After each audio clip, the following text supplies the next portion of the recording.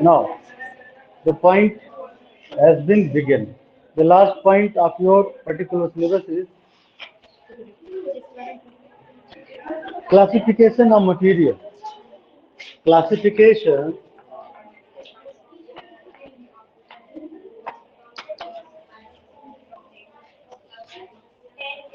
classification of material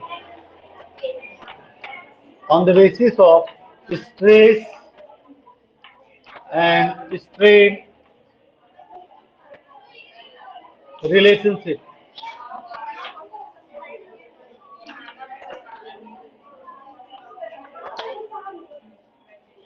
देखा ही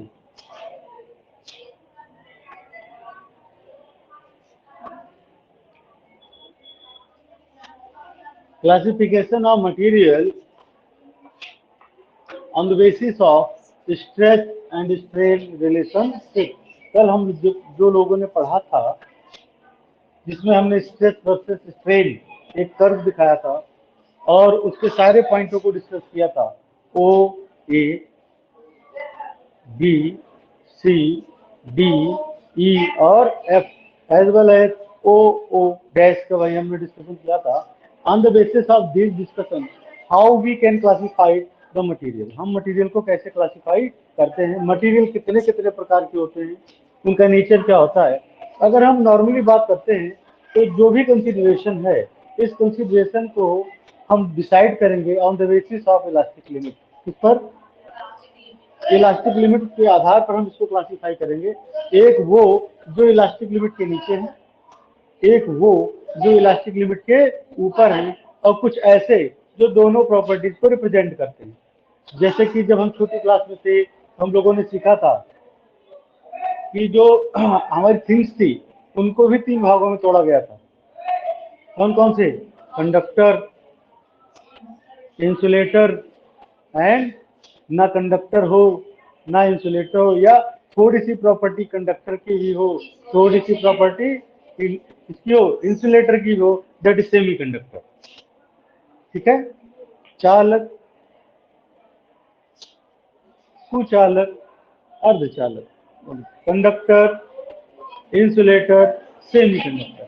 आज हम क्योंकि हमको स्ट्रेस और स्ट्रेन से रिलेटेड डिस्कशन करना है तो हम इस मटेरियल को तोड़ेंगे. डक्टाइल, पहला क्या हो जाएगा? डक्टाइल जो इलास्टिक लिमिट के नीचे होंगे. दूसरे हो जाएंगे ब्रिटल जो इलास्टिक लिमिट के ऊपर होंगे. और जो कॉमन प्रॉपर्टीज को जो रिप्रेजेंट करते हैं उन्हें हम इलास्टोमर्स बोलेंगे. क्या बोलेंगे? अब हमें इन्हीं चीजों को सीखना है और सबसे पहला जो पॉइंट आता है वो है डक्टाइल. पहले कौन सा होता है? डक्टाइल की हिंदी होती है तन्य. तन्य, मुलायम, बहुत ही सॉफ्ट. ठीक है. इसकी अगर हम इसकी प्रॉपर्टी की बात करें तो डक्टाइल मटेरियल की जो प्रॉपर्टी होती है उसको हम डक्टिलिटी कहते हैं. क्या कहते हैं? यानी हिंदी में से तन्यता कहा जाता है. तन्यता क्या होता है? यानी कि डक्टाइल वो मटेरियल होते हैं जिनको अगर हम इतने उनमें नमी होती है अगर उनको हम पकड़े और काफी टाइट करके खींचे तो वो वायर के फॉर्म में आना शुरू हो जाते हैं. यानी कि ऐसे पर्टिकुलर सब्सटेंस जिनको पुल करके आप वायर की शेप दे सकते हैं, they are all into category of ductile material. For example copper, silver, gold, ये सारे सॉफ्ट हैं. ये सारे क्या हैं? सॉफ्ट हैं. और आपने देखा भी होगा ये जो वायर्स पड़े हुए हैं आपके पास में सारे वायर्स हैं, आपने देखा होगा कि किस पर्टिकुलर सब्सटेंस से डिजाइन किए गए हैं. आई होप समझ में आ गया होगा. यानी कि ductile material are those material which are very away from the elastic limit, जो इलास्टिक लिमिट से काफी दूर होते हैं और प्लास्टिक रेंज इनकी ज्यादा होती है. प्लास्टिक रेंज क्या होती है? काफी ज्यादा होती है. यानी कि इलास्टिक रेंज की काफी इलास्टिक जो लिमिट होती है उसकी काफी नीचे पाए जाते हैं, यानी कि फार होते हैं, काफी दूर होते हैं. जैसे कि कल मैंने ग्राफ आपको बना के समझाया था तो वही बताया property. Can see those material which shows very small very large plastic range beyond elastic limit. And the example is your copper, silver, iron. मेरा ऐसा मानना है कि जितने मैंने एग्जांपल लिखे हैं, चाहे कॉपर हो, चाहे सिल्वर हो, चाहे आयरन हो, या एल्यूमिनियम हो, आपने इनके वायर सबके देखे हैं, सबके देखे। आल्सो गोल्ड, गोल्ड भी इस कैटेगरी में आ जाता है। आपने सोने के तार देखे होंगे, आप फीमेल है जरूर देखा होगा। सिल्वर के तार जरूर देखे होंगे, आभूषण बनाने में तो सबसे ज्यादा काम आते हैं। कॉपर वायर तो आप स्कूल में ही देखो वो लटक रहे हैं, आप यहीं से देख सकते हैं। उसका जो है प्लास्टिक हटाइए और अंदर आपको रबर वायर में, सॉरी, कॉपर वायर नजर आएगा। एल्यूमिनियम वायर आपको बाहर टंगे हुए मिल जाएंगे इलेक्ट्रिसिटी के, जो एक पोल से दूसरी पोल तक खुले वायर रखे हुए हैं। तो ये आपने सारे देखे हुए हैं। बेटा नेक्स्ट हमारा आता है ठीक उसका अपोजिट, ब्रिटिल। ब्रिटिल का मतलब क्या होता है? ब्रिटिल का मतलब होता है भंगुर। भंगुर, भंगुर इसकी हिंदी होती है भंगुर। और भंगुर क्या होता है? तो हिंदी शब्द है, हार्ड मटेरियल नहीं होता भंगुर। भंगुर का अर्थ ये होता है, ये होते तो बड़े मजबूत हैं, लेकिन अगर टूटते हैं ना तो तुरंत टूट जाते हैं। ग्लास नहीं, हाँ, ऐसी चीजें से टूटने पर, जैसे ग्लास के जैसे टूटता है। कांच होता है ना, जैसे गाड़ी है, गाड़ी पर, गाड़ी का शीशा है, उस पर आप एक कोई बड़ा सा मशीन मार दें तो आप देखिए शीशा एकदम से नहीं टूटता, पूरा नहीं टूटता, लेकिन सारा टूट जाता है। गिरेगा नहीं, नीचे नहीं गिरेगा, बिखरेगा नहीं, लेकिन ऐसा टूट जाएगा कुछ भी नहीं दिखेगा। आप देखें तो कुछ भी नहीं नजर आता। आपने नोट किया, इस बात को नोट किया है? ऐसी चीजों को भंगुर कहा जाता है, सॉरी ब्रिटिल कहा जाता है। ब्रिटिल इन द सेंस भंगुरता उसमें आ जाती है। लेकिन प्रॉपर्टी ये है कि मजबूत बहुत होते हैं। प्रॉपर्टी क्या है? मजबूत बहुत होते हैं, लेकिन जब टूटते हैं तो बिखर जाते हैं। हाँ, बिखरना कह सकते हैं दूसरी भाषा में, कि टूटने के बाद बिखर जाना। मैं एक दूसरा एग्जांपल देता हूँ। कार का एग्जांपल तो हो सकता है बहुत सारे बच्चों ने ना देखा हो। हाँ, कास्ट आयरन की मैं बात कर रहा हूँ। हाँ, जैसे आपने वो देखा होगा, छेनी जरूर देखी होगी आपने। हथौड़ी और छेनी होती है।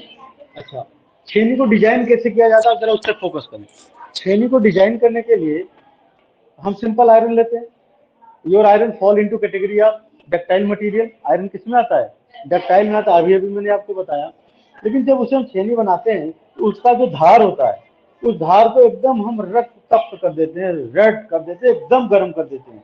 और ये एकदम रक्त तप्त आयरन को जैसे ही हम तुरंत ठंडा कर देते हैं तो वो आयरन कास्ट आयरन में कन्वर्ट हो जाता है। किसमें कन्वर्ट हो जाता है? लेकिन पूरा नहीं डालते, उसका जो धार वाला पार्ट होता है उतने हिस्से को हम वाटर में डाल के तुरंत ठंडा कर देते हैं। वो डक्टाइल, डक्टाइल से अपनी प्रॉपर्टी को कन्वर्ट करके क्या हो जाता है? ब्रिटिल। और वही ब्रिटिल,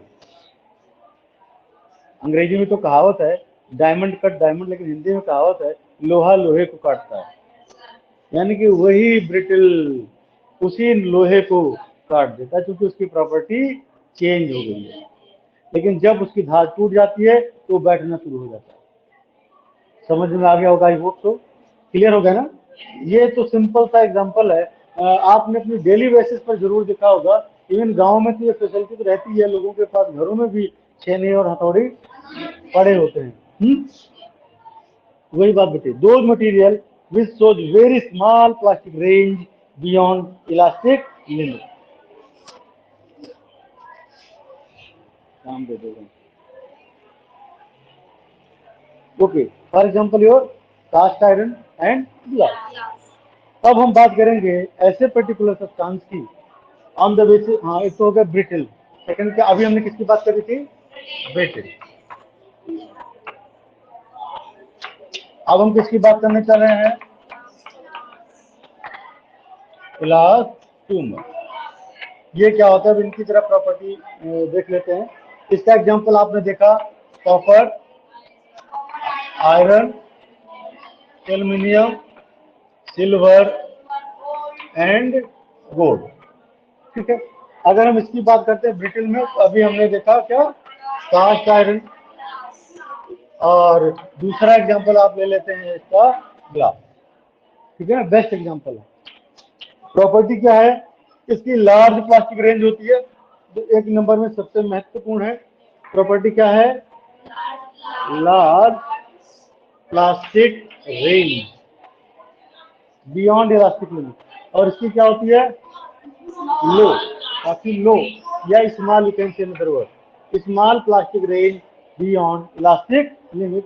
ये छोटे छोटे आंसर हैं जो आपको ध्यान में रखने हैं, क्योंकि जो हमारा अगला टर्म होगा उसमें मल्टीपल चॉइस जो क्वेश्चन होंगे उसमें ये चीजें आ सकती हैं।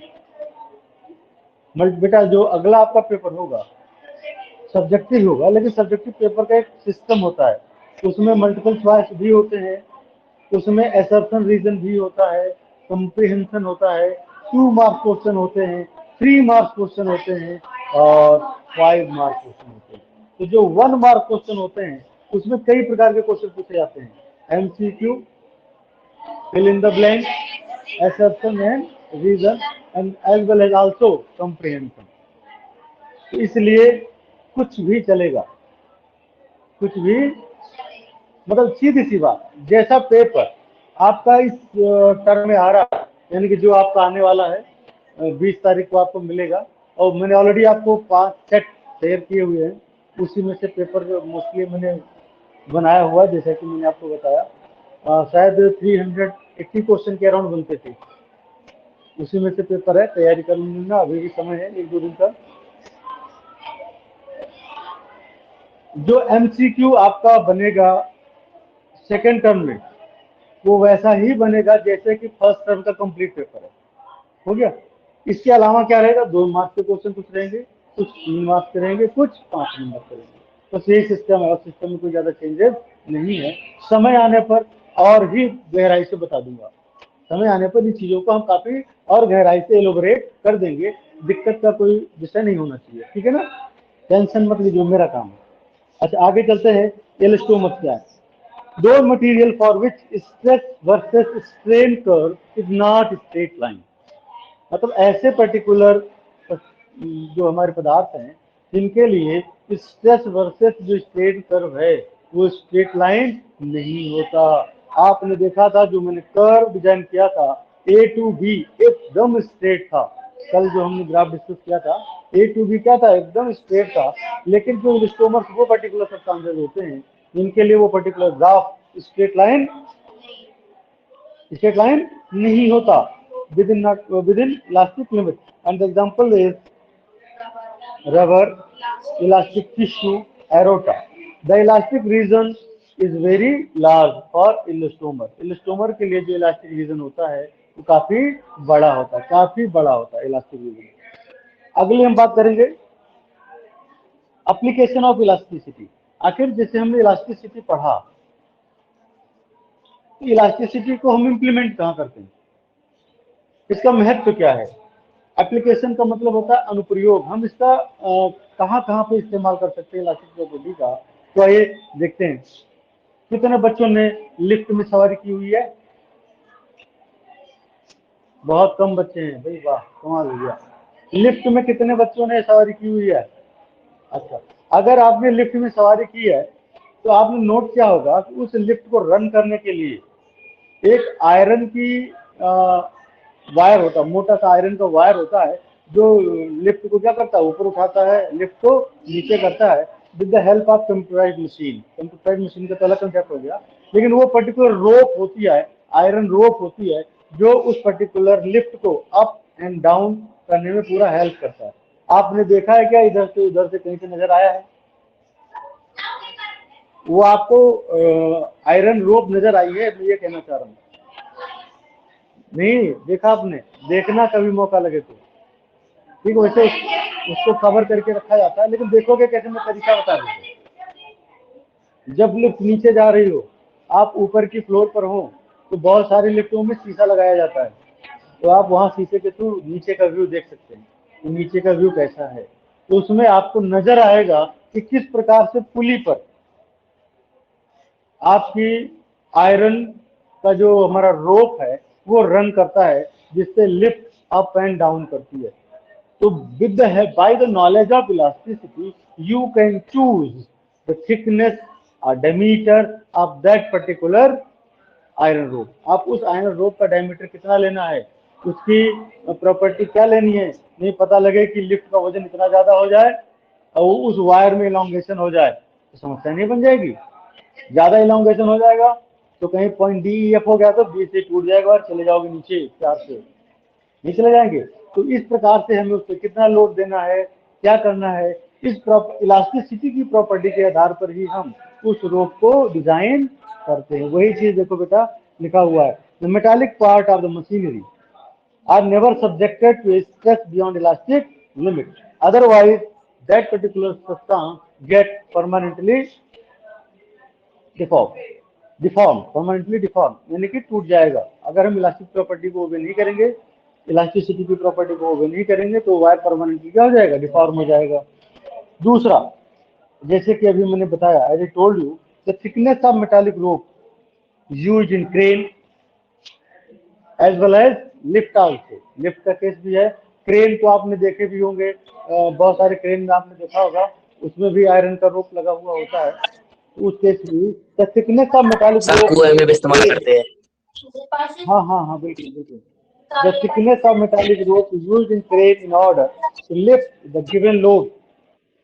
किसी भी पर्टिकुलर लोड को पिक करने के लिए हम इलास्टिक प्रॉपर्टी का इस्तेमाल करते हैं कि किस क्रेन के लिए हमें कितनी वैल्यू का वायर डिजाइन करना है। बस इसमें इतना ही करना है आपको। अब अगली प्रॉपर्टी हमारी आ जाती है elastic potential energy in a stretched wire. Elastic potential energy in a stretched wire.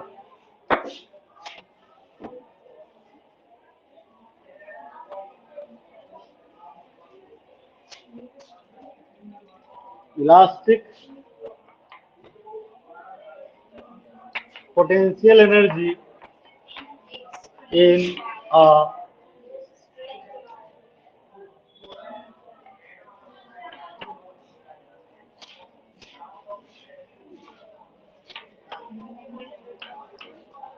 a stretched wire। आगे जरा देखते हैं, गौर करिए, हमने वायर लिया, we are taking a wire, suppose the length of wire is treated as L. After, now the force is 0. After the applying the normal force F, the wire elongated like that L dash. So change in length of the wire treated as delta L, that will be equal to L dash minus L. And suppose the area of cross section is A. Area of cross section कितना है, ए है, या मैंने माना ए नहीं माना, हमने माना इसकी रेडियस आर है। इसकी रेडियस कितनी है, ठीक है। उसके बाद वायर क्या कर जाता है, इलांगेट कर जाता है। तो एवरेज फोर्स आपने कितना लगाया, the value of average force, average force. Average force का मतलब आप भली भांति समझते हैं, initial force plus final force divided by 2। Initial force यहाँ पर क्या था, शुरुआत में कुछ भी नहीं था, तो था ना, शून्य था। फाइनली कितना हो गया, एफ, एवरेज फोर्स कितना हो गया, 0 plus F upon 2, that is F by 2। I hope समझ में आ गया होगा। आपने इस फोर्स को लगा के इस पर्टिकुलर वायर को क्या कर दिया, इलोंगेट कर दिया। तो जब इलोंगेशन आया तो जाहिर सी बात है वायर की इलोंगेशन में आपने काम किया। There is a work done in elongation of the wire after applying the force. So work done by you, work done equal to, force into displacement. The formula of work is force into displacement. तो force कितना बेटे, F by 2, and the displacement is, displacement change कितना है wire में, delta L आया। We put this now. This work done equal to half of F delta L. Okay, थोड़ा सा हमने चेंज मेड किया अपने एक काम को सीधा करने के लिए, हमने इसको AL से मल्टीप्लाई कर दिया और AL से डिवाइड कर दिया, क्योंकि इसकी एरिया मैंने कितना लिया था, A, फोर्स कितना लगाया था, F, लेंथ कितनी थी, L। अब जरा आप गौर फरमाइए, और U equal to half of, you can write F upon A, sorry, into delta L upon L into AL। समझ में आ गया। ये क्या है बेटे, R, U equal to half of force upon area, this in the form of stress. ये क्या है हमारा, और ये क्या है, और एरिया इंटू लेंथ क्या होता है, volume of that particular wire, किसी भी वायर का जो हम जिस पर हम प्रैक्टिकली इनिशिएट कर रहे हैं उसका वॉल्यूम। कभी कभी हमसे पूछा जाता है determine energy sorry work done per unit volume, क्या निकाला जाता है? ध्यान रखिएगा, work done per unit volume, simple. तो ये रहा हमारा work done represented by U, and if you want to find out per unit volume that is L, so this is represented by small u. Work done or energy, work done in the form of energy, energy per unit volume, area into the volume. Then you can get u equal to half of stress into strain. I hope समझ में आ गया होगा। These are all the formula, ये सारे formula हैं आपके। एक फार्मूला ये हो गया, एक फार्मूला ये हो गया। अब हम आगे चलते हैं, फार्मूला और निकालना है। You know another formula, y equal to stress upon strain. y का फॉर्मूला क्या होता है? Stress upon strain. तो आप कैसे इसको निकाल सकते हैं भाई? From here stress equal to y into strain, stress equal to y माने यंग मॉडुलस इंटू स्ट्रेन। तो बेटे क्या बना? u equal to half of stress की प्लेस पे बेटा मैंने ये लिख दिया y इंटू स्ट्रेन, यानी कि young modulus.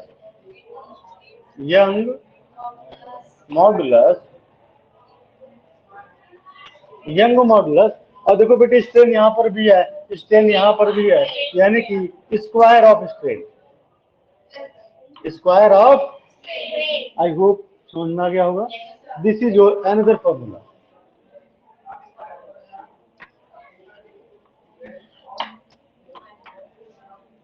Clear? Doubt? Any doubt? समझ में आ गया ना proper? Good. Now further is next point is Poisson ratio. मेरा देखो ये है कि मैं हम ऐसे धुआं उड़ाए जा रहे हैं इसमें।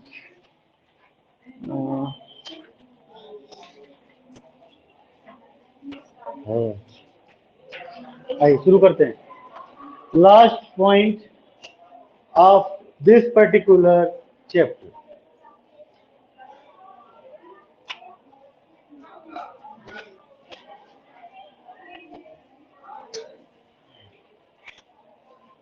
Poisson's ratio.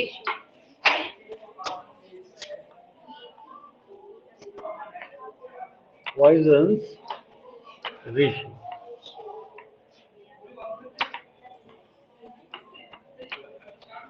ये this is the name of physicist, ये वैज्ञानिक का नाम है। नहीं तो समझ लो वो वाला पॉइजन है। कौन वाला पॉइजन? जहर नहीं है, ये हमारे फिजिसिस्ट का नाम है। सुंदर सा नाम, देखो कितने उसके माँ बाप ने कितना प्यारा सा नाम रखा, पॉइजन। और ये इतने महान साइंटिस्ट हुए कि इन्हीं के नाम पर बहुत सारे हमारे यूनिट भी बनाई गई हैं, जैसे पॉइज, डेका पॉइज, ये भी यूनिट है। पॉइज भी यूनिट है, डेका पॉइज भी यूनिट है। तो उसके आधार पर देखो कितने। और नाम पॉइज,